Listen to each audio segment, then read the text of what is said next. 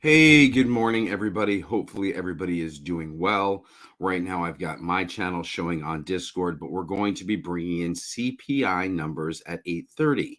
Let's understand CPI numbers, Consumer Pricing Index, things that we spend money on, rent, gas, our car, things of that nature, everyday uses, different from PPI, which is coming out tomorrow, which has the same effect on the market.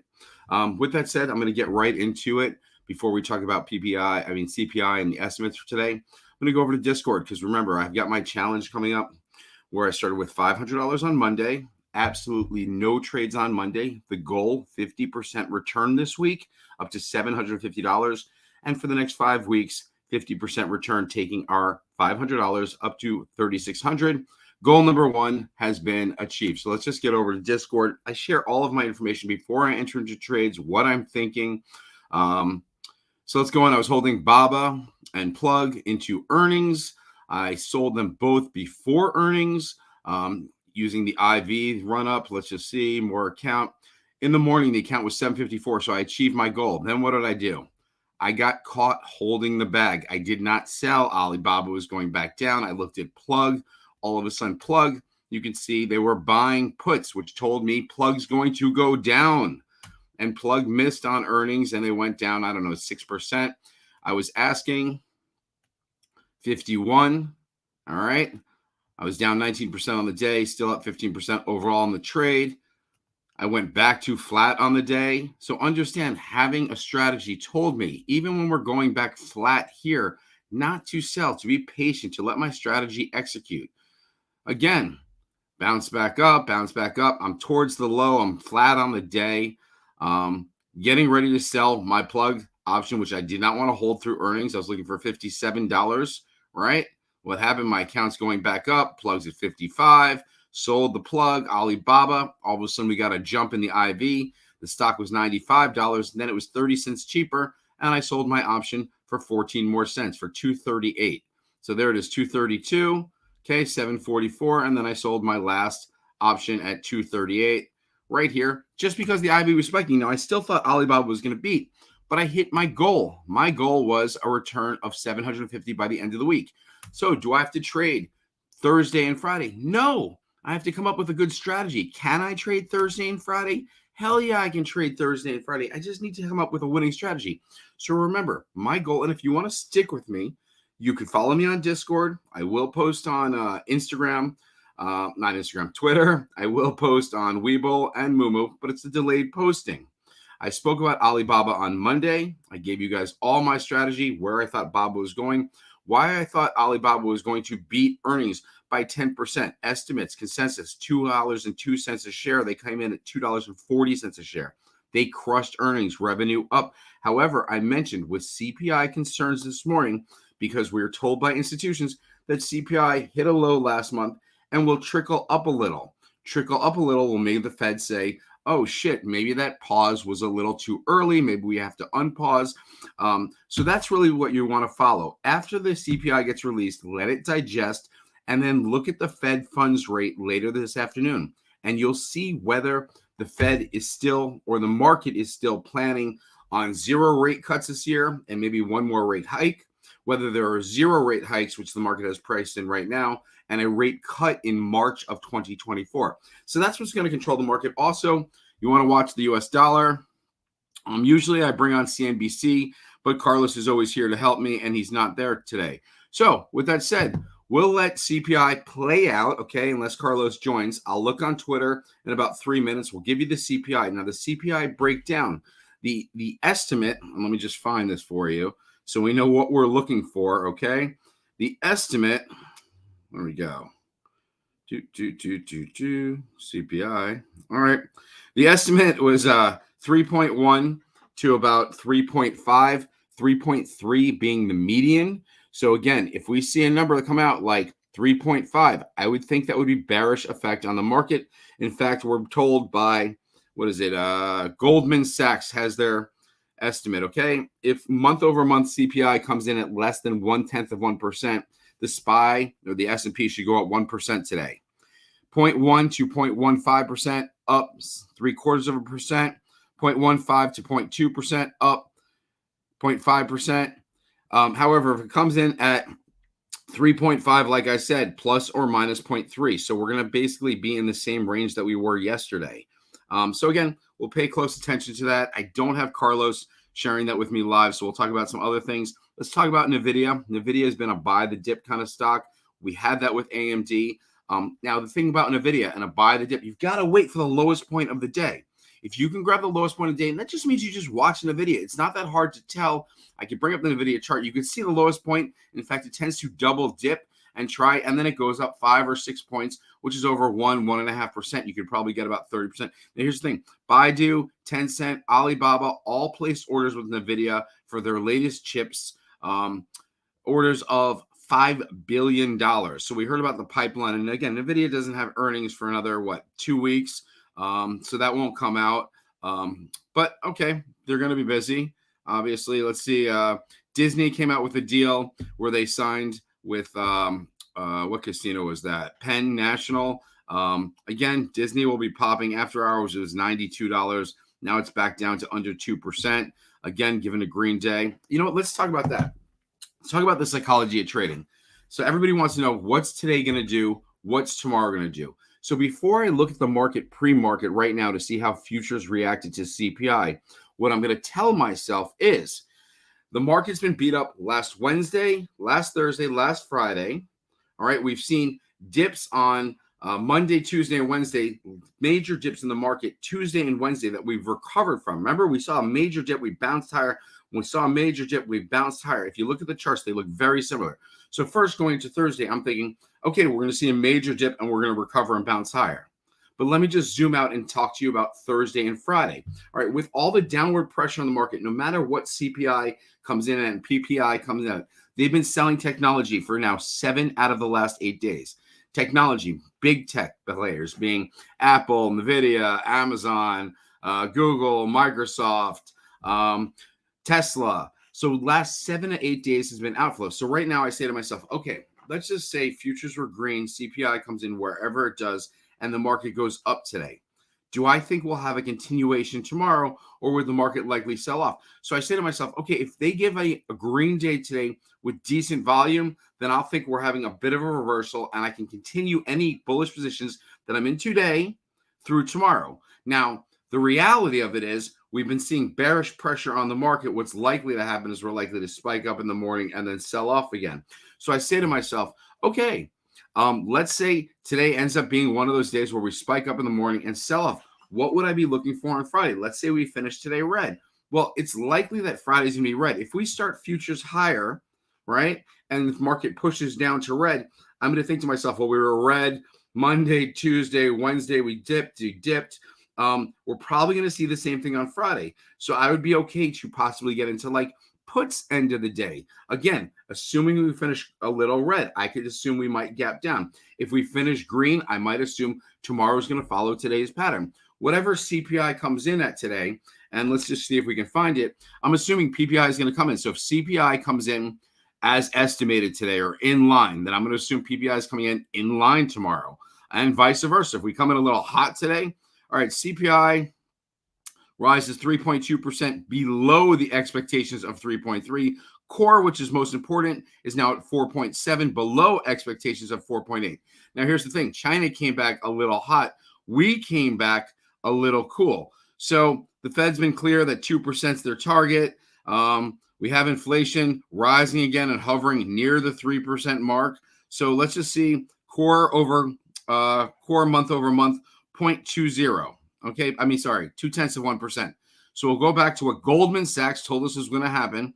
If we do 0.2%, that the market will likely go up somewhere between 0.5%. Okay, 0.5% and flat. So we're going to go see where the market is pre-market. Let's just go there, right? Pre-market, where's the SPY?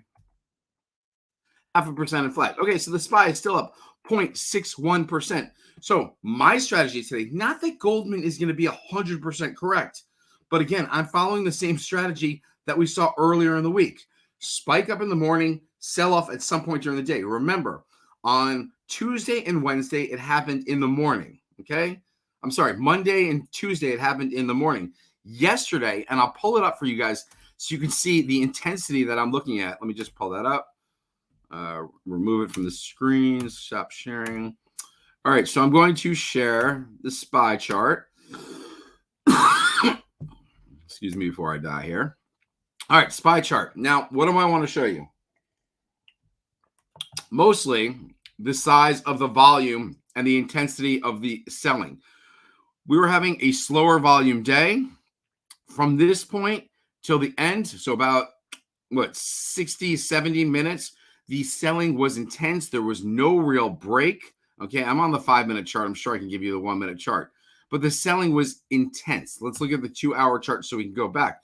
Now, what we're seeing is, all right, 445, we're already gapping up to 448. Understand, we've traded a number of days in between this range right here. So if you want to be bullish at 448, where we are pre-market, almost 449, then you've got to say, okay, we're going to blow past the top. The top, the rejection level, which we've seen right here, we're going to go past, we're going to blow past, and you're going to see the next rejection level, possibly 1% higher. So again, your bull case scenario, and I'm going to combine Thursday and Friday, is you're going to see the SPY rip up to probably 454.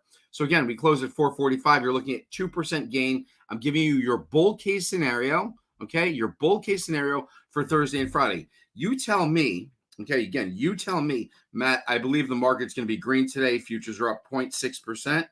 Matt, I believe tomorrow is going to follow today. If today is green, tomorrow will be green. So that's your scenario. Today's green, tomorrow's green, and you're going to see the SPY touch 453 and change tomorrow. Now, that's your bull case scenario. I don't think that's happening. There's no way I'm a goddamn heavy bull right now. If anything, I'm waiting for the spikes, and I'm going to buy puts on the spikes because we've seen downward pressure. And I don't believe this pre-market activity. And it's great that CPI came in, but that doesn't really change earnings because right now we're in the gist of earnings. 80% of companies or 85% of companies have now reported of the S&P 500. So let me give you your bear case scenario, okay? I gave you your bull case scenario for 2 days. Your bear case scenario for 2 days is, okay, we're at 448 this morning. We might even press up against 450 when the market opens. However, we're going to drop and you're going to see 446 again. So it's going to be every 2 points, 450, 448, 446. As you reject those zones, you're going to the next zone down.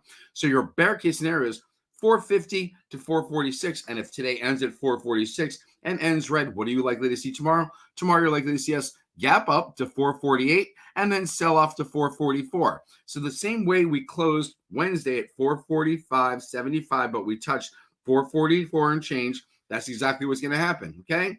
Thursday, bull case.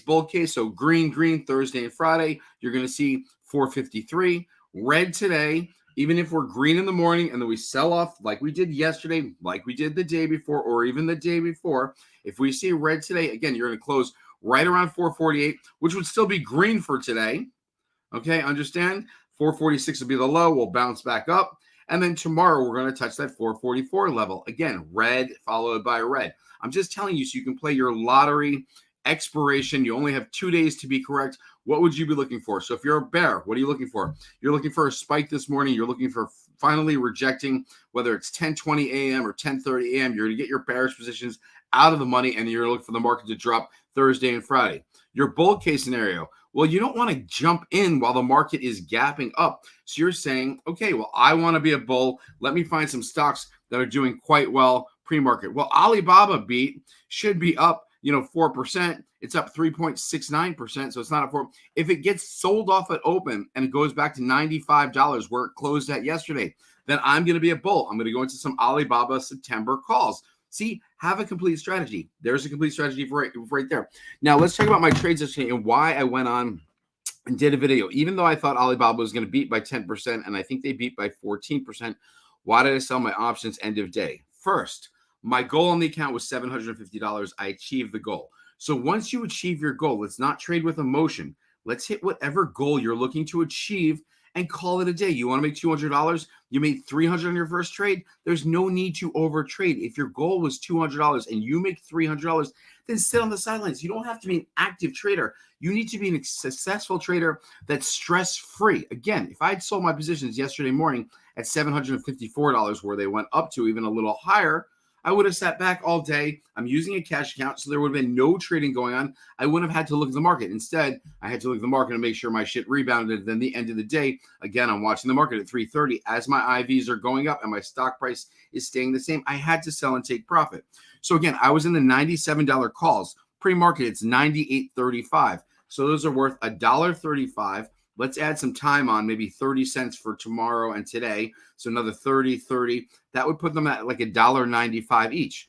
I sold them at $2.38. I sold them at 20% more than what they're going to open at, even after good earnings. So again, even though I thought they were going to beat on earnings, which they did, I thought my stock or the stock might struggle. If I thought it was going to be $100 stock or a 101 pre-market, then my option would be worth $300 to $400.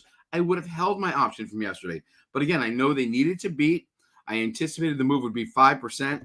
Okay, so what other stocks are we looking at to trade? I've added a new stock to the top of my watch list.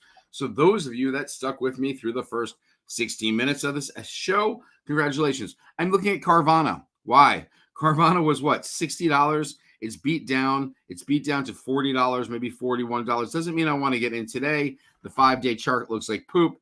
They tried to make a little correction there. It did not work. There's still downward pressure on the market. So once the market calms itself, I'm definitely looking at Carvana, more of a day trade. Looking at the SPY pre-market, again, I think it just took a little bit of a tumble. In fact, it did. So 8:30, CPI numbers came out cool, right? The market should like CPI cool. Then why is it dipping pre-market? Because futures were up off no reason. Again, the markets had bearish pressure. Remember how selling ended yesterday? I just showed you how selling ended yesterday, which was pretty darn intense. So again, selling, got the 5-minute chart up. Okay, the 5-minute chart. I mean, we literally moved from 449 right here, all right, 448.80, right, to 445, let's just call it 80. Let's just say we haven't dipped down anymore. That's a 0.75% move, just less than 1% move in literally an hour and a half. So as we were gapping up this morning, all the way here, 448.5, again, I remember the move and the volume that we saw to close yesterday. So again, I'm a bear. I would love to see the SPY. Now it's only up 0.26%. I would love to see the SPY spike to 0.7%. Remember, Goldman Sachs told you with this good reading, the most the SPY is going up today is 0.5%. Okay, we're already up. We're 0.6% pre-market. Now we're half of that. Okay, so it's telling you those that are digesting the CPI numbers obviously are selling pre-market. Now, institutions, hedge funds, big banks, they're not selling pre-market. They don't need to act that quickly. They will wait for the market open, which is why I tell you guys the most volume generally happens in the first 15 minutes of the day and the last 15 minutes of the day. All right, what other stocks would I want to talk about? Well, I've got this Alibaba here. I'm looking at PayPal and Block. Why they got up after earnings. They could be reversal plays. Coinbase got hammered. I actually think Bitcoin's going to 33 or 34,000 within the next month or month and a half, next 6 weeks. So I think Bitcoin is moving for a move. So I have Ride and Mara because those will probably be my play as opposed to Coinbase. They move a little stronger. I've got DraftKings. Why? DraftKings pumped to $33, even $34 after earnings. Then when the deal between ESPN and Penn came out yesterday, DraftKings lost over 10%. Now it's down at $28.26. Another pop to 30 or 31, probably likely. Their earnings really crushed it. So I'm actually moving DraftKings, stick on top. Now, what do I do? Now that I have DraftKings and Carvana on top, what do I likely do? Well, before I invest in any of them or even take a position, I actually go to Discord and I'm going to check out the flows and algorithms for those stocks, because if those flows are negative, just like Plug, and I was in Plug calls, I sell. I get out of them rather than taking a loss. Again, big money doesn't lie. Okay, so we're going to go here. We'll check out the flows and algorithms, right? And we'll go all the way to the bottom, see what everybody's looking at. Okay, Alibaba, they were looking at yesterday, right? No doubt. SPY levels, dark pool levels, net flow of the market. Now, as the net flow of the market, let's see what happened yesterday. Net flow, 3:54 p.m. What happened? Puts were getting bought up, calls a little, and the market dropped substantially to end the day. So puts are still above calls. I'd have to look at the way market opens, but say this was happening an hour into today's market and the SPY had rebounded a little. Puts are still up here. Calls are here. What am I going to think is going to happen? It's going to drop. That's just simple as that. It's going to drop. So I hope they buy up the market on open. Heavy flow plug. There were more buys. Let's see. GEX levels. All right. So what do I do to start each day? Let's look at DraftKings. So we're looking at the net flow for D King. And we'll go back 3 days. We just want to get the gist of it. Okay, so 3 days as cost for calls are going up. Nothing happened. Stock price dropped. They're still buying calls. Stock price still dropping. Oh, they finally sold their calls and gave up. They sold puts as well. So actually, I wouldn't do anything with DraftKings right now. I would stay away. So let me see if there's anything happening with Carvana. Again, if you don't see anything in the net flow that you're looking for, then you don't have to make the trade. If you don't see supporting arguments. Now, again, Carvana, I'm thinking it could possibly flip bullish. Why would I think that? Now I'm looking, the price spiked here. Puts didn't give up. Puts have been increasing. Calls have been decreasing as the price dropped, decreasing, price dropped. I would need to see a spike in calls telling me that big money is going to buy calls in Carvana before I get into it. So now what did this tell me? This just told me a second trade that I was looking at should not happen. So what do? I go to the top of my list and I delete. Why? Because I don't need to follow Carvana and DraftKings if they're not going anywhere. If it's still bearish trajectory, I'm looking for a turnaround. So I'm looking for a spike in those things. I'm not seeing it. So I exit that one out. Let's look at PayPal. Let's look at Square. Why? Because they're next on my list.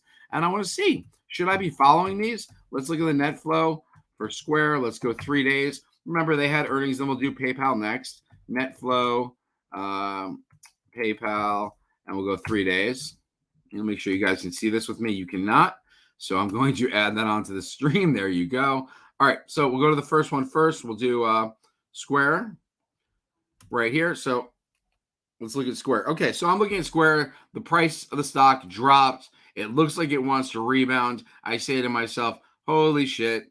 Puts, which dropped down here for a minute, spiked back up. So they're still more heavily in puts than they are calls. I already know there's downward pressure on the market.